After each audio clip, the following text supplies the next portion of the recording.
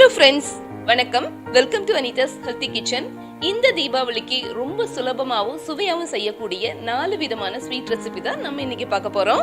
இந்த 4 ஸ்வீட்டுமே வீட்டில் இருக்கிற பொருட்களை வச்சே நம்ம ரொம்ப சுலபமா செஞ்சிடலாம். இப்ப வாங்க அது என்னன்னு ஒவ்வொன்றா பார்க்கலாம். முதல்ல நம்ம பார்க்க போறது ரவா லட்டு. ரவா லட்டு வந்து நம்ம எல்லாருக்குமே ரொம்ப பிடிச்ச ஒரு ஸ்வீட். இன்னைக்கு நம்ம செய்ய போற ரவா லட்டு வந்து நீங்க 10 நாள் கூட ஸ்டோர் பண்ணி வச்சுக்கலாம், சீக்கிரமா கெட்டு போகாது. ரவா லட்டு செய்யறதுக்கு ஃபர்ஸ்ட் நம்ம ஒரு நான்ஸ்டிக் கடாயை சூடு பண்ணிக்கலாம். கடாய் சூடானதும் அதுல 2 ஸ்பூன் நெய்யை விட்டுக்கலாம்.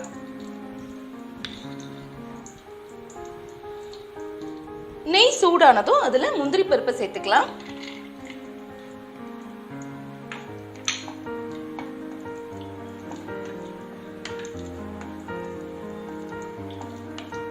முந்திரி பருப்பு இந்த அளவுக்கு ஃப்ரை ஆனதும் இதை எடுத்து வச்சிடலாம்.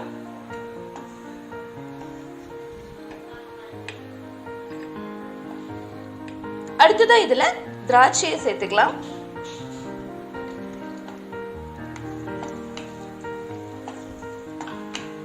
திராட்சை நல்லா ஃப்ரை ஆனதும் அதையும் எடுத்து வச்சிடலாம்.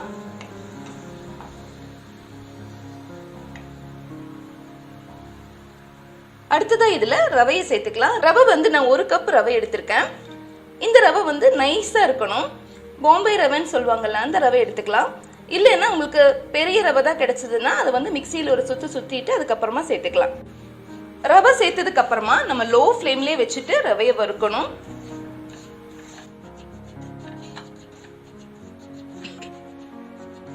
நெய்யும் ரவையும் சேர்ந்து நல்ல வாசனை வரும், அது வரைக்கும் நம்ம நல்லா வறுத்தெடுக்கணும். ரவை வந்து நல்லா வறுத்தாச்சு, நல்ல வாசனை வருது இப்ப ரவையிலேருந்து. இந்த அளவுக்கு நம்ம நல்லா வறுத்தெடுத்துக்கணும். ரவையோட கலர் வந்து சேஞ்ச் ஆகக்கூடாது, அதே நேரத்தில் ரவை நல்லா வறுபட்டு இருக்கணும். இந்த அளவுக்கு நல்லா வறுபட்டதும் நம்ம இப்போ ஸ்டவ் ஆஃப் பண்ணிடலாம். இப்போ இதில் 3/4 கப்பு பொடிச்ச சர்க்கரையை சேர்த்துக்கலாம்.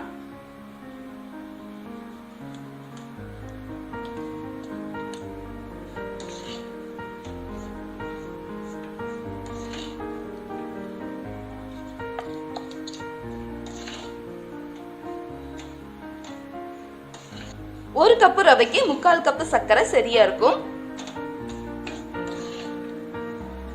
சர்க்கரை சேர்த்ததுக்கு அப்புறமா நல்லா கலந்து விடணும். ரவையோட சூடுலயே அந்த சர்க்கரை லைட்டா இலக்கம் கொடுக்கும், அது வரைக்கும் நம்ம நல்லா கலந்து விடணும். சர்க்கரை சேர்த்து நல்லா கலந்து விட்டதுக்கு அப்புறமா நம்ம ஏற்கனவே ஃப்ரை பண்ணி வச்ச முந்திரி, திராட்சை இது ரெண்டுத்தையும் சேர்த்துக்கலாம்.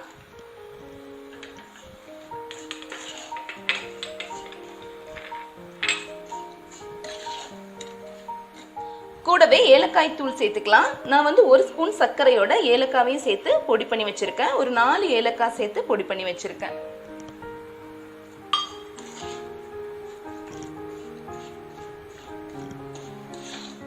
இப்போ இதுல சூடான நெய் ஒரு 2 டேபிள் ஸ்பூன் சேர்த்துக்கலாம்.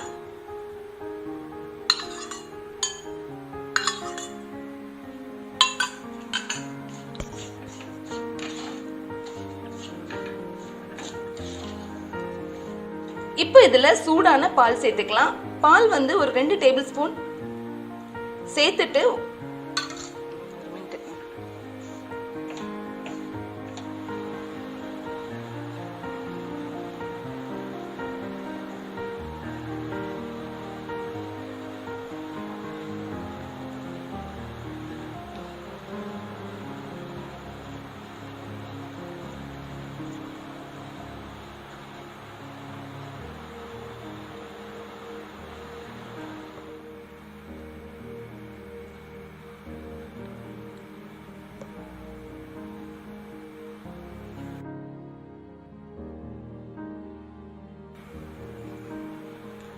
பால் வந்து ஓரளவுக்கு சூடா இருக்கும் போதே இதை கொஞ்சம் கொஞ்சமா சேர்த்து நம்ம இந்த மாதிரி உருண்டை பிடிச்சுக்கணும். இப்ப எல்லா உருண்டையும் இதே மாதிரி கொஞ்சம் கொஞ்சமா பால் சேர்த்து ரெடி பண்ணிக்கலாம். பாலுக்கு பதிலா நம்ம நெய் கூட சேர்த்து பிடிக்கலாம். நெய் நல்ல சூடான நெய்யா இருந்தா போதும். தீபாவளி ஸ்வீட் வரிசையில அடுத்ததா ரவா லட்டு ரெடி ஆயிடுச்சு. ரொம்ப சிம்பிளா ஈஸியா செய்யக்கூடிய ஒரு ஸ்வீட், அதே நேரத்துல ரொம்ப ரொம்ப டேஸ்டியான ஒரு ஸ்வீட். அடுத்ததா நம்ம செய்ய போறது காஜு கட்லி. இந்த ஸ்வீட் வந்து நீங்க பேக்கரியில வாங்குறதா இருந்தா ரொம்ப ரொம்ப காஸ்ட்லியா இருக்கும், ஆனா வீட்லயே நம்ம சுலபமா செஞ்சிடலாம். காஜு கட்லி செய்யறதுக்கு என்னெல்லாம் தேவைங்கிறத முதல்ல பார்த்துடலாம். 1.5 கப்பு முந்திரி பருப்பு. முந்திரி பருப்பு வந்து நல்ல குவாலிட்டியான முந்திரி பருப்பு எடுத்துக்கணும். அப்போதான் நம்ம காஜு கட்லி நல்ல டேஸ்டியா வரும். அடுத்ததா 1 கப்பு சர்க்கரை, 2 டேபிள் ஸ்பூன் பால் பவுடர், ஒரே 1 ஸ்பூன் நெய். இது கடைசியா நம்ம இது மேல அப்ளை பண்றதுக்காக யூஸ் பண்றது. முந்திரி பருப்பை நம்ம கொஞ்சம் கொஞ்சமா சேர்த்து மிக்சியில பவுடர் பண்ணிக்கலாம். இது வந்து ரொம்ப சுத்த விடக்கூடாது. 1 செகண்ட் 2 செகண்ட் சுத்தி விட்டுட்டு அதுக்கப்புறமா 1 நிமிஷம் கேப் விடணும். முந்திரி பருப்பை ரொம்ப சுத்த விட்டுட்டோம்னா இதுல இருந்து எண்ணெய் வெளியே வந்துடும். அதுக்கப்புறமா சரியா பவுடர் ஆகாது. அதனால நம்ம இந்த மாதிரி அரைச்சு எடுத்துக்கலாம். நான் முதலே சொன்ன மாதிரி கொஞ்சம் கொஞ்சமா மிக்சி ஜார்ல சேர்த்து கேப் விட்டு அரைச்சு எடுக்கணும். இது ரொம்ப இம்பார்ட்டன்டான ஸ்டெப்பு. இந்த மாதிரி நல்ல பவுடர் ஆனதான் நம்மளோட ஸ்வீட் ரொம்ப நல்லா இருக்கும்.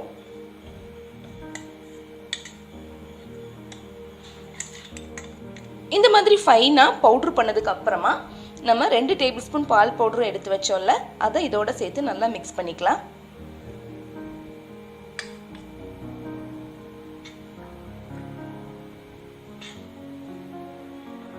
அடுத்ததா ஒரு கடாய் வச்சுக்கலாம். கடாயில 1/3 கப் தண்ணி சேர்த்துக்கலாம். இதுல நம்ம எடுத்து வச்சிருந்த சர்க்கரை சேர்த்து நம்ம பாகு காய்ச்சலாம்.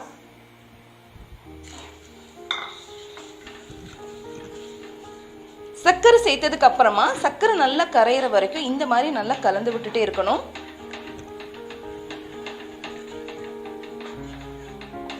சர்க்கரை வந்து ஒரு கம்பி பதம் வர வரைக்கும் நம்ம இதை கொதிக்க வைக்கணும். பாகு இந்த மாதிரி நொர நொறையா கொதிச்சு வருதுல்ல, இந்த டைம்ல நம்ம செக் பண்ணி பார்க்கலாம்.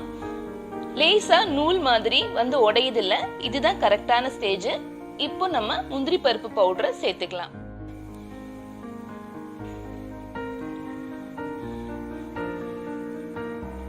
ஸ்டவ் வந்து லோ ஃப்ளேம்ல வச்சுட்டு நம்ம கொஞ்சம் கொஞ்சமா இதை சேர்த்துக்கலாம். சேர்த்துட்டு நல்லா கலந்து விடணும். கை விடாம நம்ம இந்த மாதிரி கலந்து விட்டுட்டே இருக்கணும். கொஞ்ச நேரத்திலேயே இது நல்லா கெட்டி ஆயிடும்.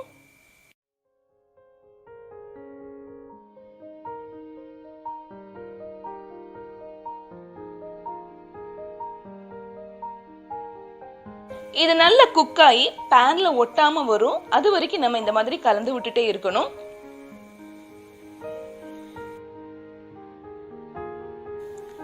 இது வந்து கரெக்டான பதத்துல வந்திருக்கான்னு நம்ம செக் பண்றதுக்கு இந்த மாதிரி கையில லேசா எடுத்து உருட்டி பார்த்தோம்னா இந்த மாதிரி உருட்ட வரணும்.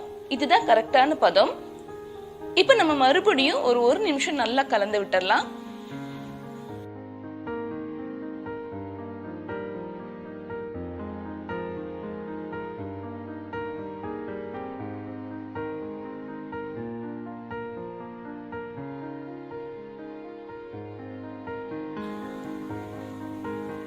இது வந்து கொஞ்சம் சூடாறணும். அதுக்காக பேன்ல இந்த மாதிரி ஸ்ப்ரெட் பண்ணி விடுங்க.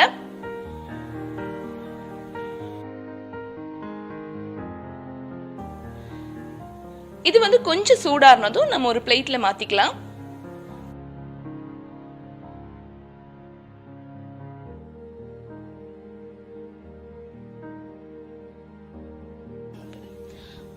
அடுத்ததா கை பொறுக்கிற சூடு இருக்கும் போதே இதை வந்து நம்ம சப்பாத்தி மாவு மாதிரி இந்த மாதிரி பிசையலாம்.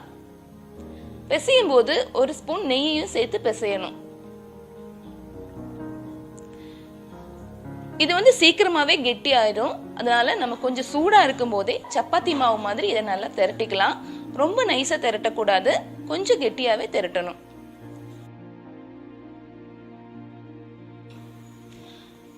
அதுக்காக நான் ஒரு பட்டர் ஷீட் எடுத்திருக்கேன். பட்டர் ஷீட்ல லைட்டா இதை பிரஸ் பண்ணி இந்த மாதிரி சமப்படுத்திட்டு அதுக்கப்புறமா அது மேல மறுபடியும் ஒரு பட்டர் ஷீட் வச்சுட்டு சப்பாத்தி கட்டையால நம்ம திரட்டிக்கலாம். இதை வந்து ரொம்ப நைஸா திரட்டக்கூடாது, ஒரு 1/2 இன்ச் திக்னஸ் வர மாதிரி நம்ம திரட்டணும்.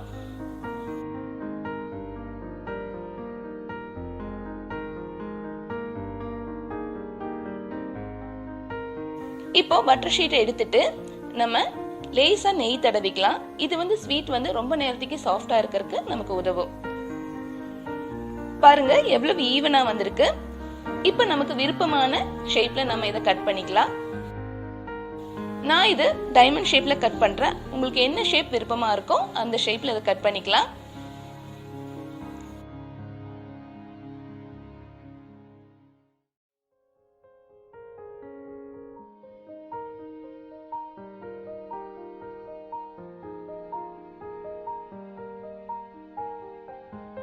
பாருங்க எவ்வளவு நல்லா வந்திருக்கு நம்மளோட காஜு கட்லி. ரொம்ப ரொம்ப சூப்பரா, ரொம்ப ரொம்ப சாஃப்டா வந்திருக்கு. கடையிலேருந்து வாங்குற அதே டேஸ்டோட நம்ம வீட்லயே இந்த மாதிரி சூப்பரா செய்ய முடியும். நீங்க கண்டிப்பா தீபாவளிக்கு இந்த ஸ்வீட்டை ட்ரை பண்ணி பாருங்க. அடுத்தது நம்ம செய்ய போறது ரொம்பவே சுவையான கேரட் அல்வா.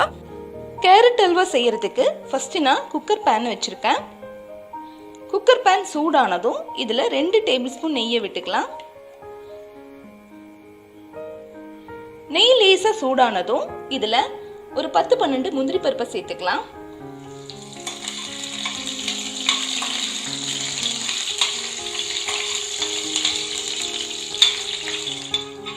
முந்திரி பருப்பு இந்த மாதிரி வறுத்துட்டு நம்ம எடுத்து வச்சிடலாம்.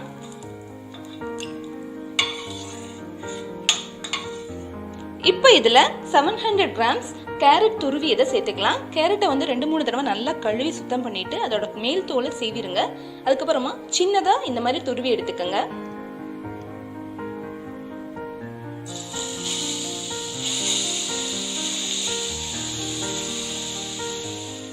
ஸ்டவ் லோ ஃப்ளேம்லயே வச்சுட்டு நம்ம இந்த கேரட்டோட பச்சை வாசனை போற வரைக்கும் நம்ம வதக்கி எடுக்கணும்.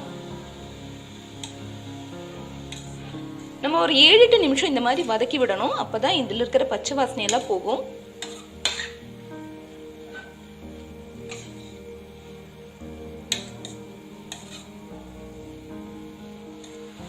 இப்ப 7-8 நிமிஷம் நல்லா வதக்கி எடுத்தாச்சு. அடுத்ததா இதுல 1/2 டம்ளர் தண்ணியை சேர்த்துக்கலாம். கூடவே 1 டம்ளர் பால். பால் வந்து நான் காய்ச்சின பால் தான் எடுத்திருக்கேன். பால் சேர்த்து நல்லா கலந்து விட்டதுக்கு அப்புறமா குக்கர் மூடி போட்டு நம்ம 2 விசில் வச்சு எடுக்க போறோம்.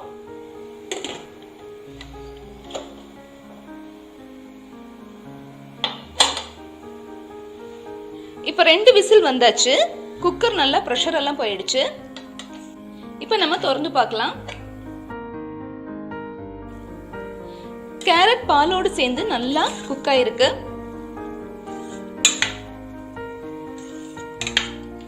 இப்ப மறுபடியும் நம்ம ஸ்டவ் ஆன் பண்ணிக்கலாம். ஆன் பண்ணிட்டு இந்த பால் வந்து நம்ம ஃபுல்லாவே வத்த விடணும்.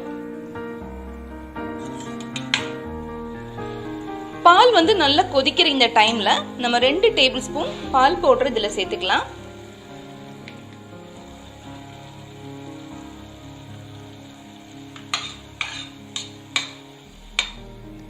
இப்ப பால் எல்லாம் நல்லா சுண்டிடுச்சு பாருங்க. அடுத்ததா இதுல நம்ம ஏலக்காய் தூள் சேர்க்க போறோம். ஒரு 6-7 ஏலக்காவையும் 1 டீஸ்பூன் சர்க்கரையும் சேர்த்து நான் பொடிச்சு வச்சிருக்கேன். இப்ப இதையும் ஆட் பண்ணிக்கலாம்.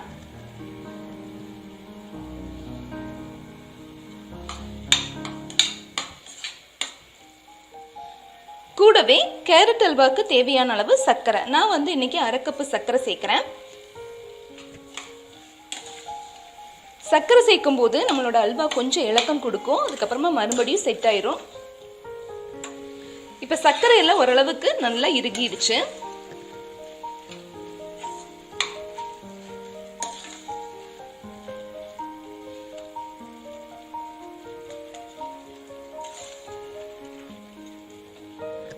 சர்க்கரை நல்லா இறுகி வந்ததுக்கு அப்புறமா நம்ம இதுல ஏற்கனவே வறுத்து வச்ச முந்திரி பருப்பு சேர்த்துக்கலாம்.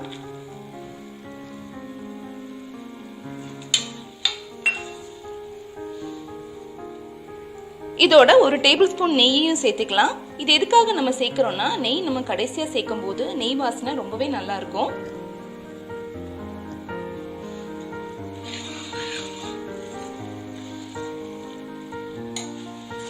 நெய் சேர்த்து நல்லா கலந்து விட்டுட்டே இருக்கணும்.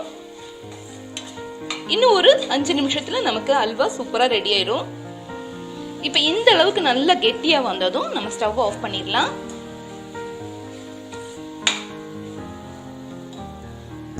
அருமையான கேரட் அல்வா ரெடி ஆயிடுச்சு. கெஸ்ட் யாராவது வீட்டுக்கு வரும்போது இந்த மாதிரி சிம்பிளா ஈஸியா நம்ம ஸ்வீட் செஞ்சு கொடுக்கலாம். கடைசியா நம்ம பார்க்க போறது பால் வச்சு செய்யக்கூடிய ரொம்பவே டேஸ்டியான ஒரு ஜாமுன் ரெசிபி தான்.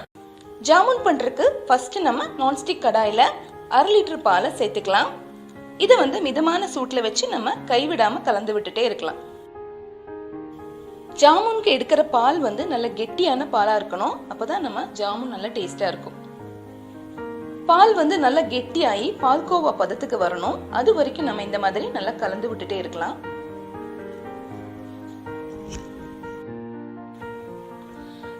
பால் வந்து நல்லா சுண்டி கெட்டியா இருக்கு.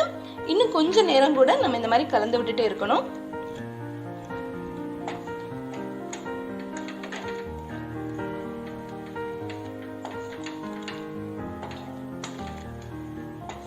பால் வந்து இந்த அளவுக்கு நல்லா கெட்டியா வந்ததும் நம்ம ஸ்டவ் ஆஃப் பண்ணிக்கலாம். இதை வந்து நம்ம வேற ஒரு பாத்திரத்துக்கு மாத்திக்கலாம். இது வந்து ஓரளவுக்கு சூடு ஆறுனதுக்கு அப்புறமா நம்ம இதுல 2 டேபிள் ஸ்பூன் மைதாவை சேர்த்துக்கலாம்.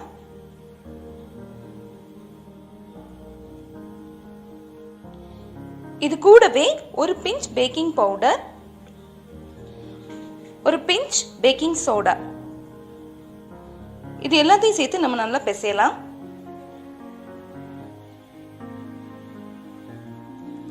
கடைசியா இதுல ஒரு ஸ்பூன் நெய்யை சேர்த்துக்கலாம்.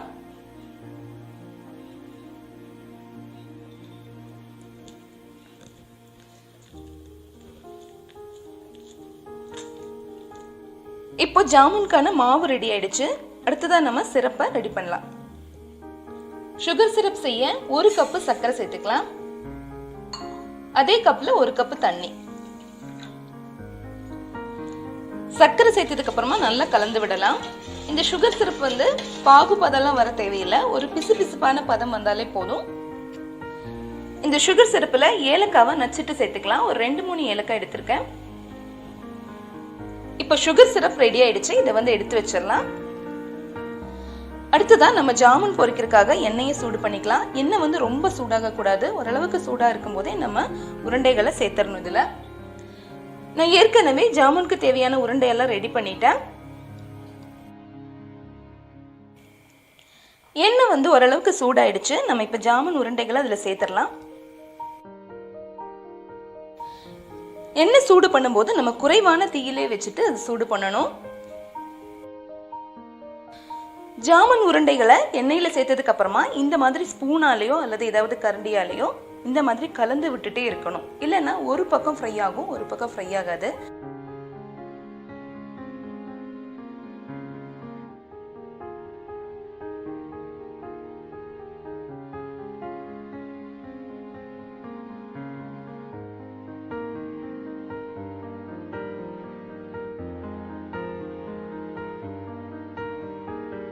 பாருங்க, எல்லா உருண்டைகளும் ஒரே மாதிரி நல்லா ஃப்ரையா இருக்கு.